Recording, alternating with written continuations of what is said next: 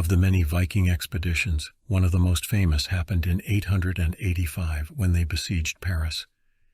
The Danish Normans appeared at the end of November, numbering about 40,000 men on 700 drakkars, the name of the ship, drakkar, translated from Old Scandinavian as dragon, and on a huge number of small boats so that the river was completely covered with them.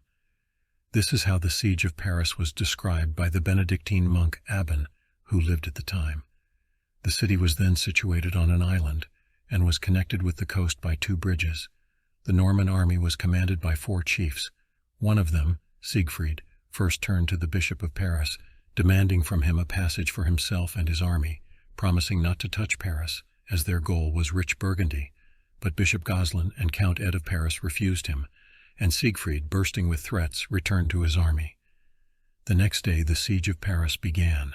The Vikings, camped on the north bank of the Seine, at the foot of the hills of Montmartre, began to attack the tower of the Grand Châtelet, which on this side protected the entrance to the Grand Bridge. Bishop Goslin, Abbot Ebbels, his nephew, and Count Ed locked themselves in there with 200 soldiers and successfully repelled the first attack of the enemy. The next day at dawn, the Vikings approached the tower and saw that overnight it had become even taller than it had been. The besieged had repaired the damage and built several new fortifications. The attackers threw arrows and stones at the Parisians, and in response they spilled tar, molten wax, boiling oil, and shouted at them, "Go, cool yourselves in the Seine." Toward the end of the day, when the Vikings still managed to make a breach in the wall, Ed of Paris and Abbot Ebbels came out to meet them with warriors. About 300 Normans were killed, the rest retreated. After 2 unsuccessful attempts to take Paris, the Vikings began to thoroughly prepare for the third attack.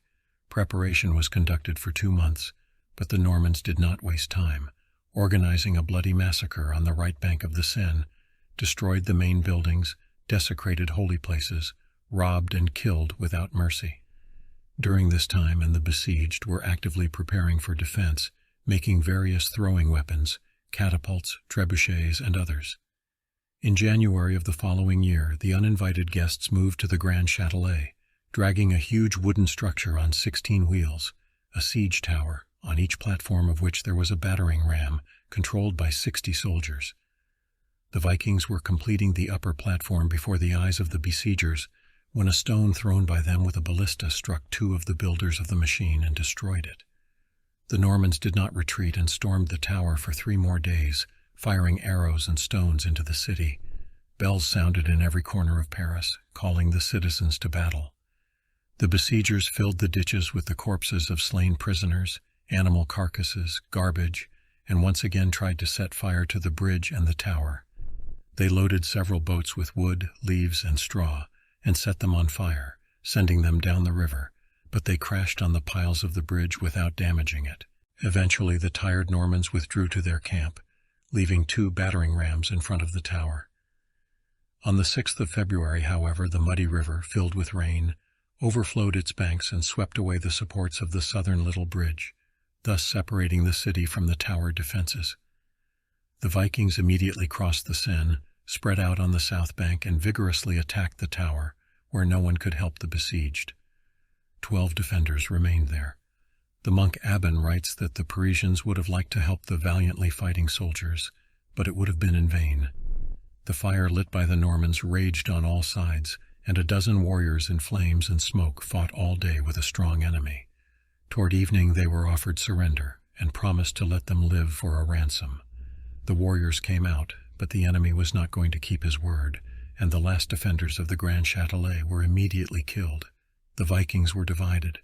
Part of them remained to besiege Paris, while the rest went to plunder other provinces of the West Frankish kingdom.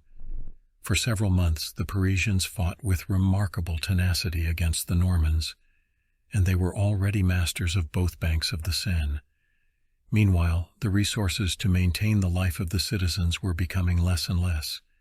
Disease and hunger exhausted the forces of the besieged. In addition, one of the leaders of the defense of Paris, brave Bishop Goslin, died. In May, Ed of Paris managed to get out of the besieged city and left him to Abbot Ebbels, went for help to King Charles Tolstoy, who was at that time in Lorraine.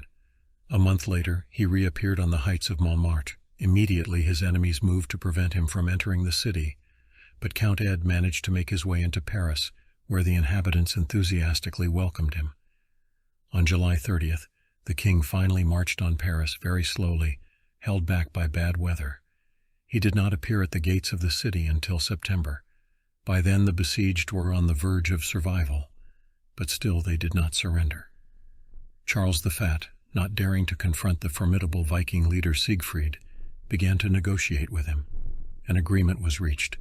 For 700 pounds of silver, Normans left the vicinity of Paris, but they were allowed to plunder Burgundy, that refused to recognize the power of the king, so Charles was not sorry for her. On November 7th, Charles the Fat left Paris accompanied by Siegfried, who took the opportunity to plunder the abbeys he encountered on the way. Frustrated by the king's passivity, his subjects deposed him and put Count Ed of Paris on the throne. He was crowned in February 888. 10 years later, after his death, his brother Robert took the throne. We're happy to have you as our guest. Give us a like. If you're not subscribed, subscribe, leave a comment.